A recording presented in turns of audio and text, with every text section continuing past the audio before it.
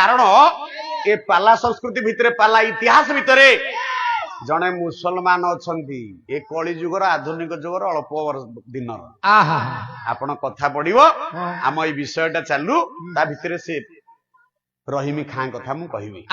କଟକ କାଠଗଡା ସାହିରେ ଯାହାର ଘର ରହିମି ଖାଁ ପଠାଣ 7 ଦିନ ବାଦ ପାଲା ଗାୟକ ସମ୍ରାଟ ବିଶ୍ୱନାଥ ପଟ୍ଟଯୋଶୀ ଏପଟେ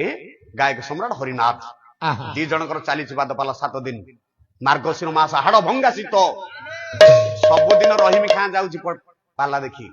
ଶିରିଣୀ ଖାଇକି ରାତି 1ରେ ଘରକୁ ଫେରୁଛି 2ଟାରେ ଫେରୁଛି ଆଇଲେ ପଠାଣ ବୁଢୀ ଯଥେଷ୍ଟ ଗାଳି ଦଉଛି ହେଲେ ଏକାନରେ ଭରି ଏକାନରେ ବାହାର କରୁଛି ପୁଣି ଯାଉଛି ସବୁଦିନ 7 ଦିନ ଫେରିଛି ରହିମି ଖାଁ ଘରକୁ ବୁଢୀ କହିଲା ଆଜି ଆସୁ ରହ ଆଜି ଆସୁ କବାଟ ଦାଣ୍ଡ ପଟୁ ଦେଇଛି ବୁଢାର କାମ ହେଲା ମଟନ କାଟିବ ବିକ୍ରି କରିବ ଯାହା ରୋଜଗାର ସ୍ୱାମୀ ସ୍ତ୍ରୀ ଚଳୁଛନ୍ତି କିନ୍ତୁ କୋଳରେ ପୁଅ ଝିଅ କିଛି ନାହିଁ ବୁଢୀ କହିଲା ଆଲ୍ଲାଙ୍କୁ ଡାକିଲି କଟକ ଚଣ୍ଡୀକି ଡାକିଲି ସତ୍ୟ ପୀରଙ୍କୁ ଡାକିଲି କେହି ଶୁଣିଲେନି ଏ ପାଲା ବାଲା ତତେ ପୁଅ ଦେବେ ତୁ ସବୁଦିନ ପାଲା ଦେଖି ଧାଇଛୁ ଆଜି ତୁ ଆସେ ବୁଢା ତୋ କଥା ବୁଝିବି ଦାଣ୍ଡ କବାଟ ଦେଇଛି ମା ହାଡ ଭଙ୍ଗା ଶୀତ ରହିମି ଖାଁ ପଠାଣ ସେଦିନ ଗରିବ ପଠାଣ ବୁଢା ଗୋଟେ ପୁରୁଣା ଶାଲଟେ ଦେହରେ ପକେଇଛି ଚିରି ଚିରି ଯାଇଛି ବୁଢା ଘରକୁ ଶିରିଣୀ ଖାଇକି ଆନନ୍ଦ ହେଇକି ଫେରିଛି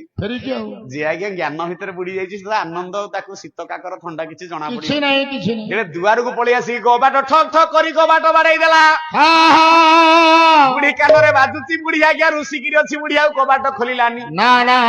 ତେଣେ ରହିମି ଖାଁ ପଠାଣ କହିଲା କବାଟ ଖୋଲେ ବୁଢୀ କବାଟ ଖୋଲେ କହିଲା ଦୁଆର ଆଜି ଶୋଇ ପଡେ ଥଣ୍ଡାରେ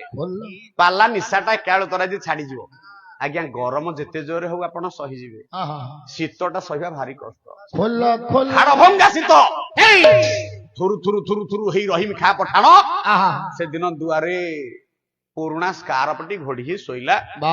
ଆଖିରୁ ଦିଧାର ଲୁହ ଗଡେଇ ଦେଲା କହିଲା ହେ ସତ୍ୟ ପୀର ମୁଁ ଯାଇଛି ପାଲା ଦେଖି ବୋଲି ଆଜି ସିନା ବୁଢୀ କବାଟ ଦେଇଦେଲା ଯଦି ତା କୋଳରେ ତମେ ପୁଅ ଝିଅ ଗୋଟେ ଦେଇଥାନ୍ତ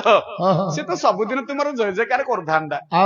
ଆଉ ଆଜି ତାକୁ କିଛି ଦେଲନି ବୋଲି ମତେ ସେ ଦାଣ୍ଡରେ ଶୁଆଇଲା ତାହେଲେ ତମ ନାଁରେ ନିନ୍ଦା ବାଜିଲା ମୁଁ ପାଲା ଦେଖି ଗଲି ତୁମର ନିନ୍ଦା ହେବେ ବୁଢୀ କାଲି ସକାଳୁ ଗାଇବ ମତେ ଗାଳି କରିବ ପ୍ରଭୁ ଆପଣଙ୍କୁ ଗାଳି କଲେ ମୁଁ ସହିପାରିବିନି ମୁଁ ପାଲା ଦେଖି ଯାଇଛି ମୁଁ ପାଲା ପ୍ରିୟ ମୁଁ ସତ୍ୟ ପୀରଙ୍କର ଭକ୍ତ ତୁମକୁ ଯଦି ବୁଢୀ କାଲି ଗାଳି କରିବ ମୁଁ ସହିପାରିବିନି ପ୍ରଭୁ ଏତିକି କହିଦେଇ ରାତି 1 1:30 ଆସିଲେ 2ଟାରେ ଆଖି ପଡିଯାଇଛି ପୁରୁଣା ସ୍କାର୍ପ ଘୋଡି ହେଇକି ବୁଢା ଦାଣ୍ଡରେ ଶୋଇପଡିଲା ଲୁଚକୋଚା ହେଇ ଶୋଇ ପଡିଛି ଶୀତରେ ପାହାନ୍ତା ପ୍ରହର ହେଲାଣି ବୁଢାକୁ ଝାଡା ଲାଗିଲା ଉଠିଲା ରହିମି ଖାଁ ପଠାଣ କଟକର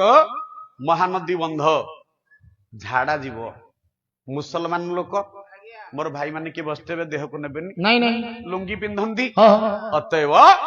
ବୁଢା କଣ କଲା ଲୁଙ୍ଗି ପିନ୍ଧିକି ହାତରେ ଗୋଟେ ଟର୍ଚ୍ଚଟେ ଧରିଛି ଟର୍ଚ୍ଚଟେ ପକେଇ ପକେଇ ଝାଡା ଯିବ ଝାଡା ଗଲା ବେଳେ ମନରେ ଦୁଃଖଟି ରାତିର ଅଛି ଆଲ୍ଲାଙ୍କୁ ସବୁ କଥା କହିଛି ସତ୍ୟ ପୀର ସତ୍ୟନାରାୟଣ ସବୁ କଥା ଶୁଣିଛନ୍ତି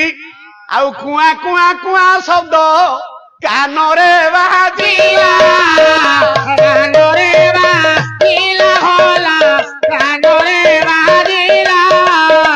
ଏ ରହିମି ଖାଁ ପଠାଣ ଆଶ୍ଚର୍ଯ୍ୟ ହୋଇଲା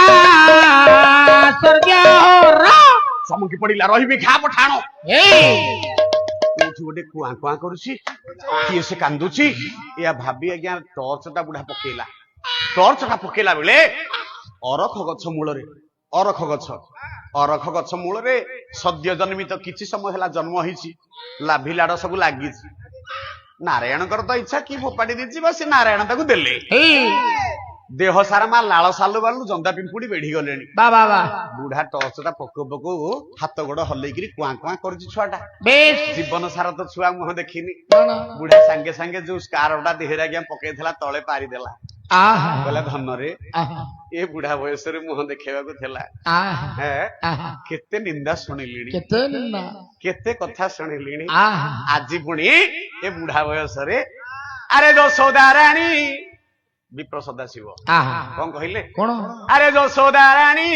ତୋ ଲାଗି ପୁଣି ରେ ତୋ ଲାଗି ପୁଣି ଯଶୋଦା ରାଣୀ ତୋ ଲାଗି ପୁଣି ରେ ତୋ ଲାଗି ପୁଣି